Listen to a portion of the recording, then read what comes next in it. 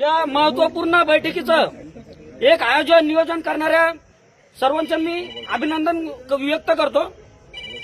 महत्वाचं म्हणजे भावांनो, मी चर्मकार समाजातून आहे आणि या आरक्षण उपवर्गीकरणाला माझा पूर्णपणे विरोध आहे। ही लढाई ही वैयक्तिक नाही, ही आपल्या समाजाच्या येणाऱ्या पिढीच्या भविष्याची लढाई आहे।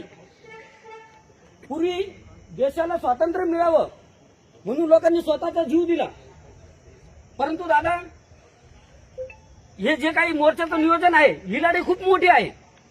या लढाईमध्ये ज्यांच्याजवळ तन आहे, मन आहे, धन आहे ते त्या परीने देतील, वेळ प्रसंगी जीव देतील पण जीव घेतील पण तो पुढचा विषय।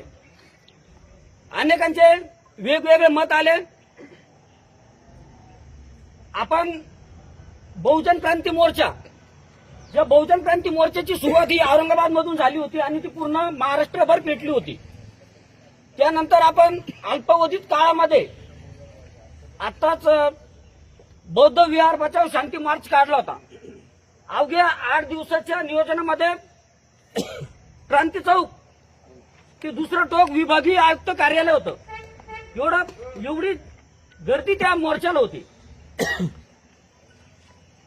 सर्वप्रथम हे जे उपवर्गीकरण चालू आहे, हे उपवर्गीकरण करण्याचा घाट हे मनुवादी, जातीवादी, भाजप आणि त्यांच्यासोबत जे मिळालेल्या पिढावळी आहेत आपल्यातल्या, स्पष्टपणे तर यात सर्वप्रथम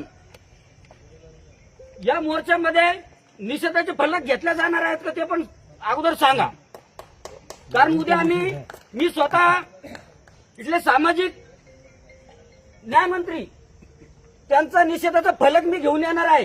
नाही तर तुम्ही माझ्या भडकवून राहिला मी येतो तसं नको, कारण यामध्ये समाज कल्याण मंत्र्याचा खूप मोठा हस्तक्षेप करण्याचं काम होतं, परंतु ती तोंडामध्ये काही गेलं तर शांत बसली त्यावर प्रतिक्रिया देणार।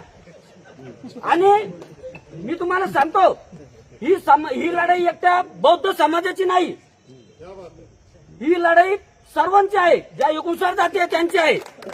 आणि तुम्ही जे काही या मोर्चासाठी निवेदन कराल, पैसे घ्याल जे काही, तर आमच्या चांबराच्या एका पण अधिकाऱ्याला, नगरसेवकाला कोणाला सोडू नका, त्यांच्याकडून पैसे घ्या, त्यांच्याकडे जा। भरपूर कमवून ठेवलं आरामखोरांनी, ती येतच नाहीत, ते सहभागी होत नाही, ते स्वतःला बामणाचे पोटचे समजतात। तर त्यांच्या समोर जाऊन तुम्ही त्यांना त्यांची अवकात दाखवावी ही माझी विनंती आहे। आम्ही सहभागी केले त्यांनी आम्हाला परेशान करू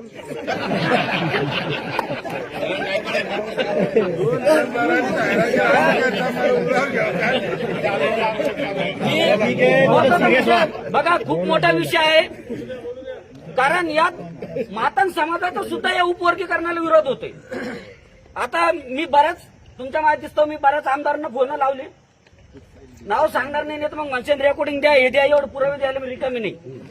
काही आरामखोर लोक मला म्हणतात जातीतले की बाबा आम्हाला मातंगांना जे आबकडमध्ये कुठं टाकणार आहेत त्याच्यामध्ये आपल्या चांबारला घ्यावा म्हणे। म्हणजे बघा किती वेगळ्या बुद्धी आहेत लोकांच्या, म्हणजे विरोध करा ना, पण झालं तर मातंगामध्ये आपल्याला घेतलं पाहिजे चांबारला। म्हणजे महत्वाचं यांना उपवर्गीकरण काय आहे हेच माहित नाही।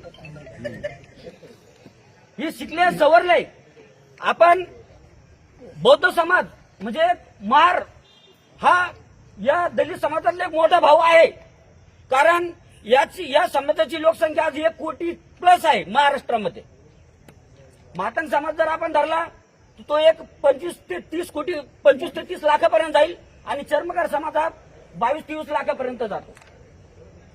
जी 2011ची जनगणना होती त्या जनगणनेचा पूर्ण तपशील आतापर्यंत बाहेर आलेला नाही, थोडंच आलेलं। ही जी म्हणतो आपण जनगणना झाली 11 मध्ये, त्याची पूर्ण लोकसंख्या बाहेर आली नाही। त्यानंतर 21 मध्ये सुद्धा झाली नाही। 2001 मध्ये जी जनगणना झाली होती ते हे आकडे आहेत। आणि सर्वप्रथम कांबळे सर त्यांनी खूप महत्वाचा मुद्दा मांडला।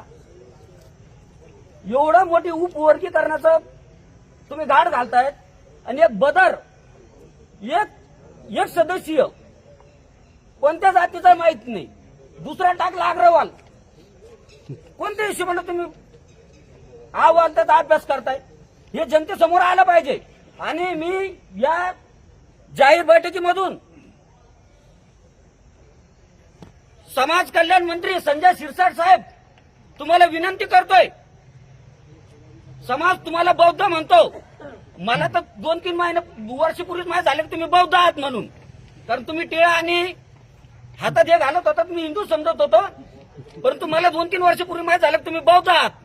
जर तुम्ही खरंच बौद्ध असाल तर तुम्ही पत्रकार परिषद घ्यावी आणि तुम्ही एक समाज कल्याण मंत्री म्हणून पत्रकार परिषद घ्यावी आणि तुमची भूमिका यात काय आहे ही जाहीर करावी. नसता तुम्ही भविष्यात उघडपणे तुम्हाला समाजातील दलाल म्हणून ही पदवी भेटेल याची